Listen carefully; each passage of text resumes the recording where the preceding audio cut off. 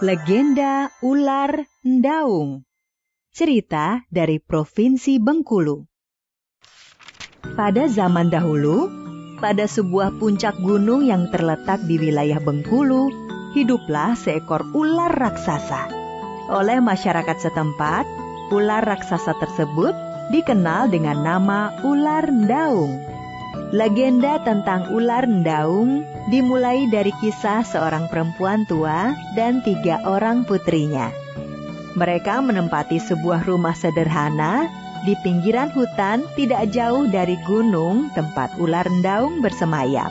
Untuk memenuhi kebutuhan sehari-hari, keluarga tersebut mengandalkan ladang yang ada di belakang rumah mereka. Sayangnya, di keluarga yang miskin itu, hanya wanita tua dan putri bungsunya yang rajin bekerja. Putri pertama dan kedua ternyata anak-anak yang pemalas. Suatu hari, wanita tua itu jatuh sakit. Seorang tabib desa dipanggil dan segera memeriksanya. Ibu kalian menderita sakit yang parah. Aku bisa meramu obatnya dari beberapa akar tanaman di hutan. Hanya saja, akar-akar tanaman obat tersebut harus direbus dengan bara abadi yang ada di kawah puncak gunung sana. Sekarang, siapakah di antara kalian yang berani mengambil bara abadi itu? Aduh, maafkan aku, Ibu. Mana berani aku mengambil bara api di kawah gunung. Aku juga tidak berani, Ibu. Di puncak gunung itu bersemayam ular raksasa. Bagaimana jika aku dimakan ular itu? Demi Ibu, aku siap berangkat mengambil bara abadi. Ibu, doakan aku supaya selamat. Ternyata justru putri bungsu yang berani berangkat mengambil bara abadi tersebut. Sebelum berangkat, putri bungsu tidak lupa mencium tangan ibunya dan memohon didoakan agar selamat. Kedua kakaknya terkejut dan terheran-heran melihat adik mereka.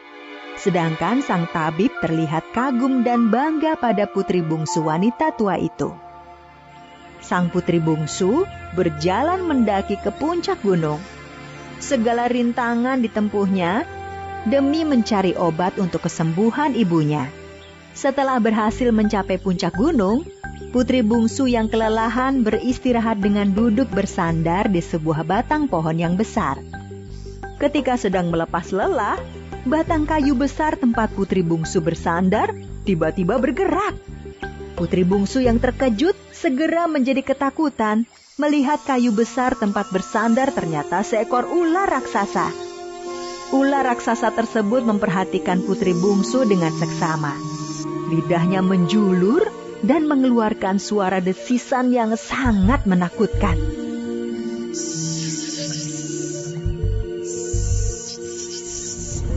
Apakah ular raksasa tersebut marah dan akan memakan putri bungsu? Wah, siapakah kau? Dan kenapa ada di puncak gunung ini? Putri bungsu kemudian menceritakan tentang penyakit yang menimpa ibunya. Ular Ndaung merasa sedih mendengar cerita si putri bungsu. Tanpa terasa, Ular Ndaung meneteskan air mata.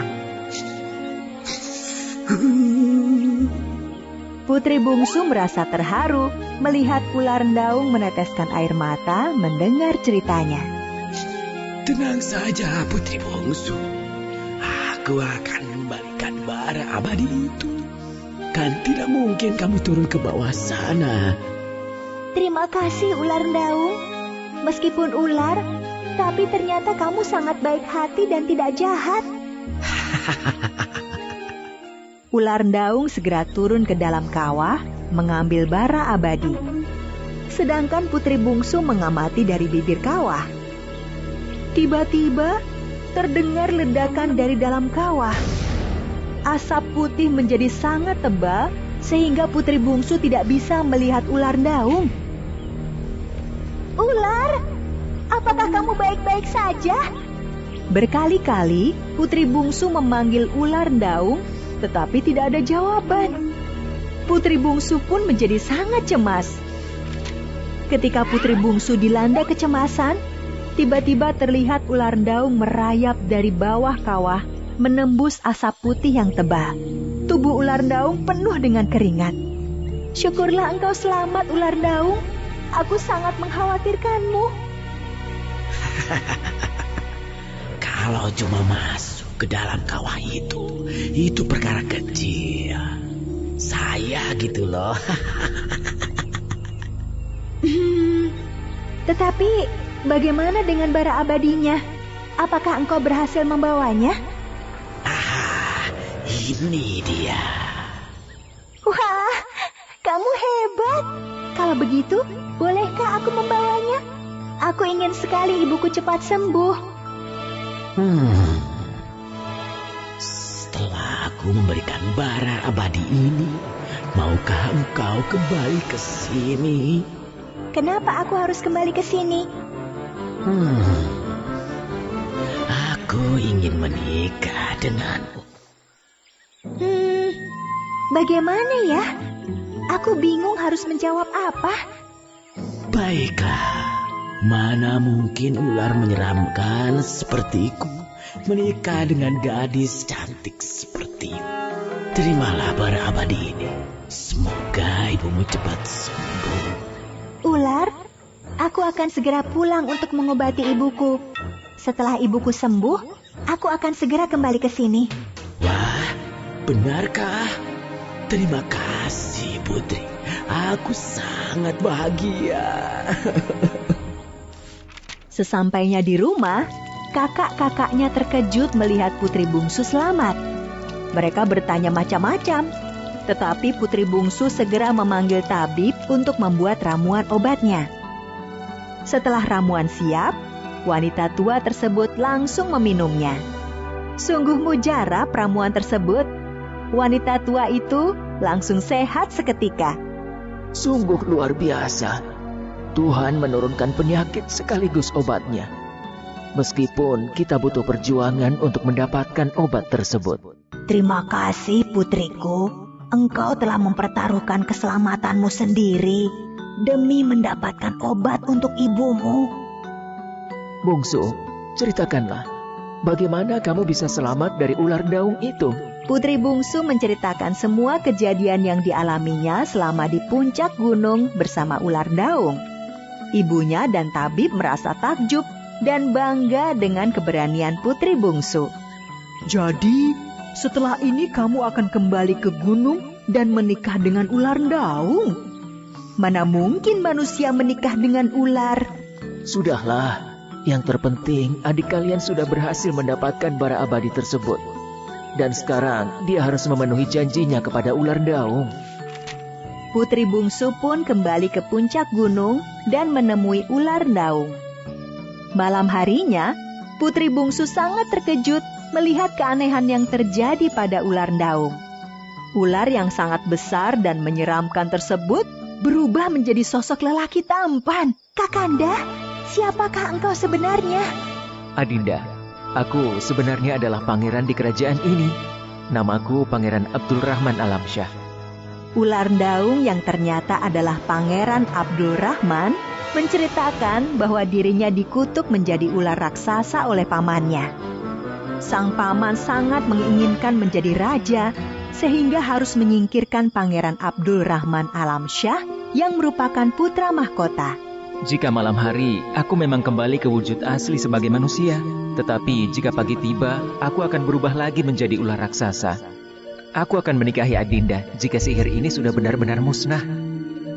Keesokan harinya, wanita tua dan kedua anak perempuannya pergi ke puncak gunung untuk melihat kabar putri bungsunya.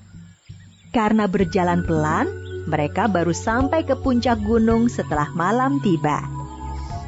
Sesampainya di puncak gunung, mereka terkejut melihat si putri bungsu bersama seorang lelaki tampan, bukan dengan seekor ular.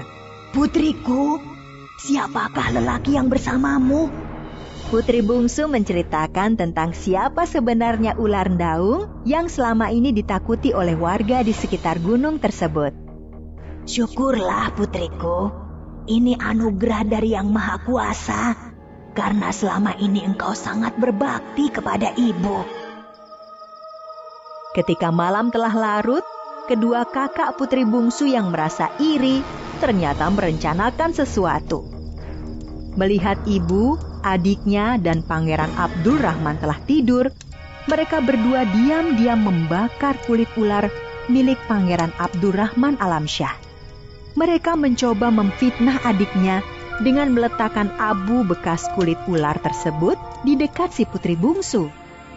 Pagi harinya, Pangeran Abdulrahman Alamsyah yang baru bangun terkejut melihat kulit ularnya terbakar habis. Anehnya, bukannya sedih atau marah, Pangeran Alamsyah justru sangat gembira. Dia segera membangunkan si putri bungsu. Adinda, bangun. Ada apa, Kanda? Apakah Adinda yang membakar kulit ularku? Bukan, Kanda. Bukan aku yang melakukannya. Syukurlah, jika ada orang yang dengan rela membakar kulit ularku, maka aku benar-benar telah terbebas dari sihir itu. Kedua kakak si bungsu yang mendengar hal tersebut menjadi sangat menyesal. Mereka pun mengaku telah melakukannya.